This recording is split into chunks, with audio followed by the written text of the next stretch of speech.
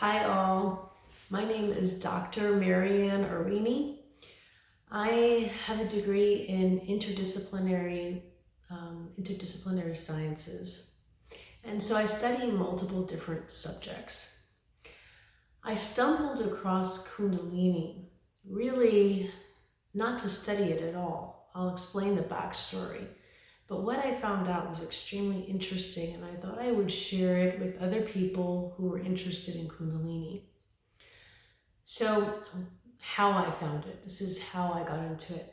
So, I had been doing yoga since 2001 after 9/11 happened. And I had been doing Anusara yoga, which is a heart-opening yoga, supposedly. And it was a great practice, and I really enjoyed it. And I always felt that yoga was really a spiritual kind of a practice, but that in the United States, we turned it more into exercise. And so I gravitated more to yoga that was slower, that you would hold positions for longer periods of time. And I found that by holding those periods for longer periods of time put me into a more meditative state, which made me feel more relaxed and more in tune. Now, how I stumbled on Kundalini. So Kundalini is a totally different type of yoga, and I had never heard of it up until this point and had a clue about what it was. But I had become very ill, like just unexpectedly, as many women do, in their 30s, late 30s, with hypothyroidism. And I didn't know it was hypothyroidism, and I was losing my hair. I had no energy, I had adrenal fatigue. I couldn't sleep at night. I had very high anxiety levels. So my sympathetic and my parasympathetic nervous system, was very amped up, very hyper, and very agitated. I would jump and startle. I couldn't relax. And I found all of this really upsetting, obviously, and I was just started reading about things that calm down the nervous system. You Google things. And Kundalini yoga came up. And since it was a type of yoga, and I remember them talking about it in whatever article I was reading, they were talking about Kundalini yoga as sort of like the crown of yoga, that it really wasn't taught to very many people, because it had to be taught to people who had been doing yoga for a long period of time, or were part of the Brahmin, caste system, the top of the caste system, or it was a special kind of esoteric yoga. And I didn't really care what it was. I knew that it calmed the nervous system. Okay, I'm going to give it a try. So I looked for classes near me. There wasn't anything, as there often isn't, right? And so I found some videos on YouTube.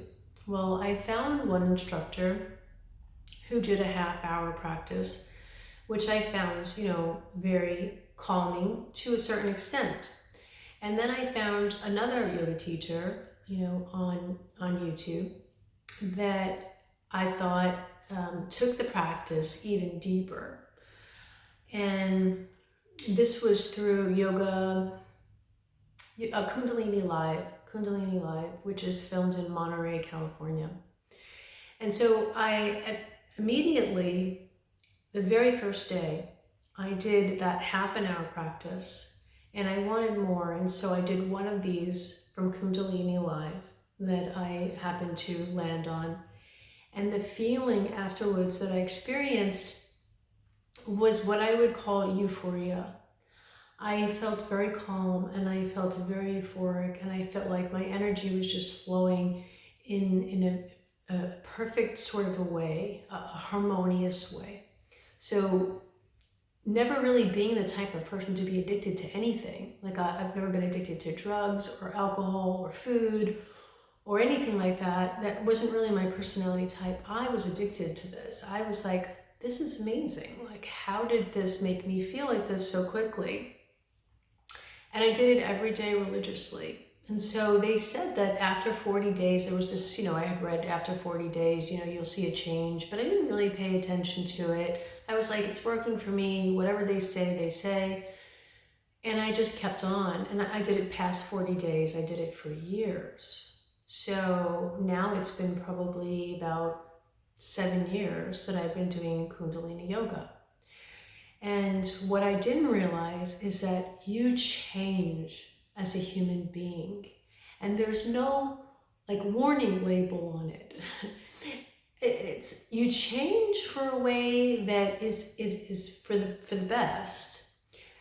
But it does mean that you will leave things behind. So let me explain to you what I mean, how it happened for me, and how it happens for other people might be something different. So I didn't realize, but I was slowly changing over time. And through my practice, I was becoming more heart-centered. Now, it wasn't that I wasn't a mean person, or I wasn't an empathetic or kind or compassionate person before this, because I was, but what was happening was that there was sort of a blossoming, I realize now, of the heart chakra, that it was like my heart chakra just was opening up. And it was like a slow process, and it was opening and opening and flowering. And I knew that this was happening for a number of reasons, because I had always been an academic, and I was very much logic, centered around logic, and my brain was the decision maker on things. And I found that my heart was now leading me in many ways that it wasn't before. That I was checking in with my heart first on things, that my responses to people came from the heart, not from my mind.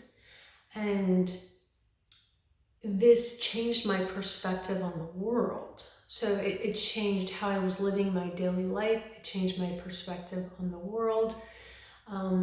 It made me want more authentic connections with people. I no longer had tolerance for connections that were very superficial, for people who gave me a very bad vibe. I just gravitated away from people, so I wound up not being friends with people I might have been friends with before, keeping certain relationships, discarding certain relationships.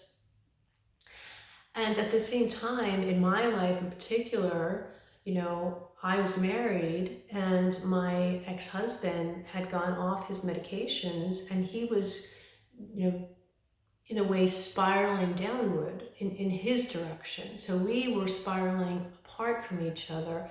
I was going in one direction that was totally unfathomable. I couldn't really explain to him, and nor did he want to hear, and vice versa, which led to a divorce. And from there, my life took on it became more, I had more instances of synchronicities in my life where things just started to happen. Uncanny sorts of things where I would meet people who were on the same plane, like same vibration, same way of looking at the world. We saw things in a similar way. We practiced similar practices spiritually. We might have been reading the same spiritual books.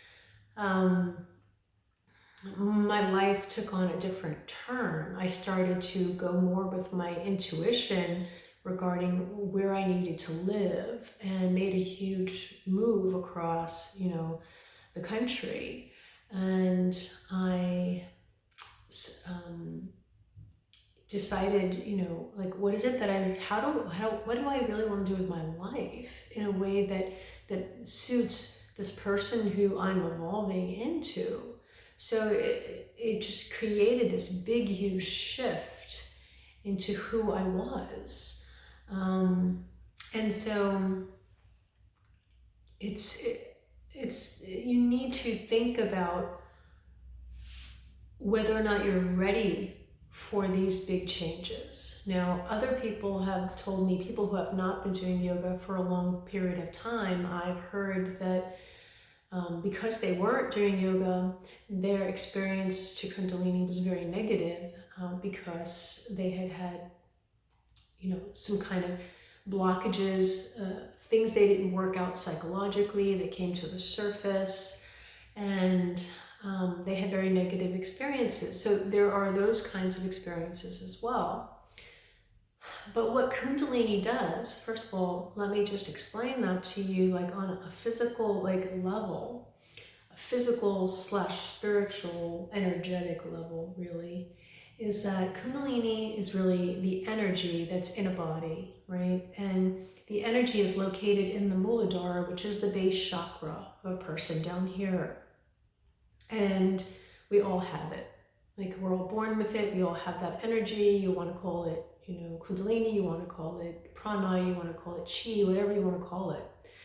And what the practice is, it's taking that energy, sealing off the lower muscles in your body. So you're gripping those muscles so that the energy is not released, and you're stirring that energy up, kind of like the way you would stir a pot like this, and you're moving it up the chakras, through a series of movements and breath work and chanting, which is something I never would have gotten into in the past. I would have thought, oh my God, what is this hokey pokey stuff?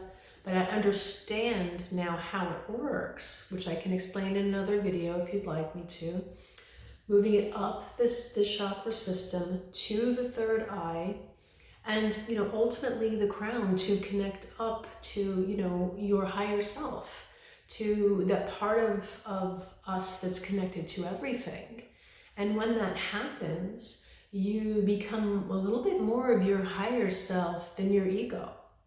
And there's sort of an ego death that begins to happen, where you no longer let your ego rule, how you want to live your life and what you want to do every day, which is a big dramatic shift from the way that we normally live our lives. So for people who are looking to take their spiritual practice to the next level, Kundalini is the way to go, or one of the ways to go anyway, one that I happen to stumble on. But for people who aren't ready for that, or don't really understand that, then I would say, proceed with caution.